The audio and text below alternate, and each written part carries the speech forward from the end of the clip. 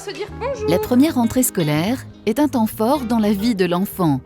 Pour contribuer à sa réussite, la ville de Belfort et ses partenaires proposent de mars à juin d'accueillir un jour par semaine l'enfant et ses parents au sein de sa future classe.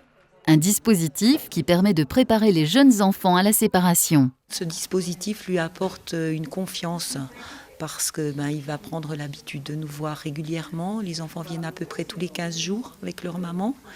Et donc, ils prennent l'habitude des locaux. C'est important puisqu'en fait, il entre dans sa classe, il apprend à connaître ses futurs petits camarades.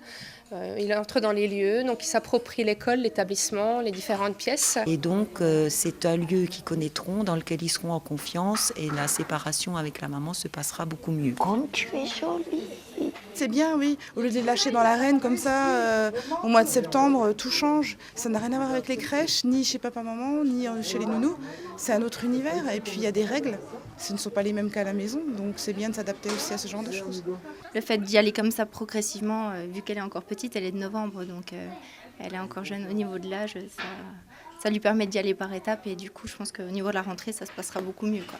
Pour le moment, c'est moi qui suis le plus rassurée, largement. De nombreux parents sont ainsi réconfortés et acceptent plus facilement de laisser s'éloigner leur progéniture. Tout parent est soucieux de laisser son enfant pour la première fois, bien souvent.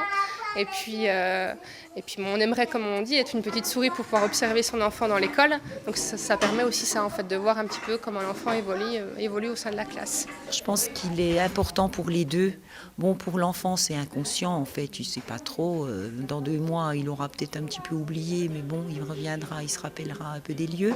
Pour les parents, c'est très important, donc on leur explique bien comment va se passer l'école, qu'il n'y ait pas un stress énorme par rapport à la propreté, parce que ça, c'est un problème qui est récurrent. Toutes les mamans ont cette inquiétude. Donc on explique bien que ce n'est pas un frein à la scolarisation et ça les met bien en confiance. On leur montre aussi toutes les activités qui seront faites à l'école. C'est vrai que si les mamans sont bien rassurées, la moitié du travail est fait pour l'enfant. Moi, je suis rassurée parce que je vois ce qui se passe. Donc, je sais que mon enfant est dans un endroit, dans des conditions qui sont bien pour lui et pour moi. Je suis encore en congé parental, donc au moins comme ça, après, je reprends le travail tranquillement au mois de septembre et je sais que déjà l'école, ça roulera tout seul du fait qu'elle aura justement profité du temps passerelle avec moi et puis le papa quand il peut. Chaque groupe est accompagné d'un instituteur et d'un professionnel de la petite enfance, extérieur à l'éducation nationale. Dans certains cas, les classes passerelles permettent également à certains enfants ne parlant pas encore le français d'être familiarisés avec notre langue. Une traductrice venant alors pour favoriser la communication. Ça fonctionne bien et c'est vraiment super, quoi. Ça n'apporte que du positif.